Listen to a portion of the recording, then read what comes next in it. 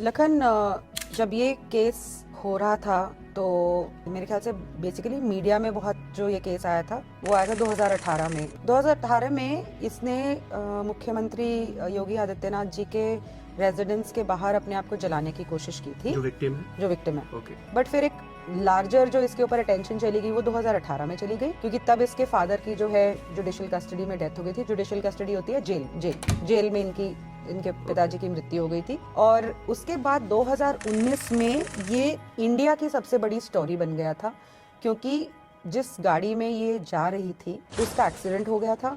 और गाड़ी में कहाँ जा रही थी वैसे? अपने चाचा को मिलने जा रही थी जेल में। इसके चाचा जेल में बंद थे। अब एक और क्वेश्चन, आपने बोला इसके पापा की जुडिशियल कस्टडी में जेल में डेथ हो गई थी। बट पापा जेल में क्यों? पापा जेल में इसलिए थे क्योंकि गांव में दो गुटों के बीच में बहुत ज्यादा बुरी लड़ाई हुई थी। उसमें मारपीट दोनों साइड हुई थी, लेकिन इसके पापा को ज्यादा मार पड़ी थी। लेकिन इसके पिताजी को उसमें कोई दो राय नहीं है वहां पे कि उनके साथ गलत हुआ, उनको जेल में डाल दिया। और इसके पापा के ऊपर पहले भी लगभग 16-17 क्रिमिनल केसेस हैं 2017 से पहले भी। या विक्टिम की बात करें? विक्टिम की बात करें। विक्टिम की बात। ठीक है। जो जिस केस की वजह से वो जेल में थे उसका इससे कोई लेना देना नहीं था इस वाले केस से? नहीं। किसी और रीजन की वजह से हाँ, जेल में थे? हाँ। क्या अकेले वही जेल में थे या जो दूसरी पार्टी थी वो भी जेल में थी?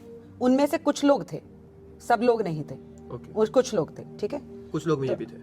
हाँ, कुछ लोग में ये भी थे। ठीक है। 2019 में उस गाड़ी का एक्सीडेंट हो जाता है। तब ये केस जो है सुप्रीम कोर्ट की उसमें चला जाता है। सुप्रीम कोर्ट इसका सुओ मोटो कॉग्निजेंस लेती है।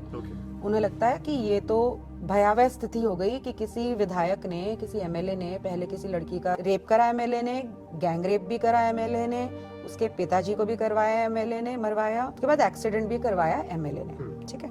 तो वो एक्सीडेंट होता है, फिर सुप्रीम कोर्ट कॉग्निजेंस लेती है। सारे के सारे जो केसेस थे, चाहे उसके पिताजी के ऊपर जो थे या सिंगर के ऊपर जो था, रेप का था, मर्डर का था या गैंग रेप का था, एक्सीडेंट वाला केस था, सारे के सारे केस जो हैं दिल्ली आ जाते हैं। दिल्ली में उनका ट्रायल चलता है। जो रेप का केस है 2019 की बात है, सुप्रीम कोर्ट कहती है इसका ट्रायल फटाफट से खत्म करो।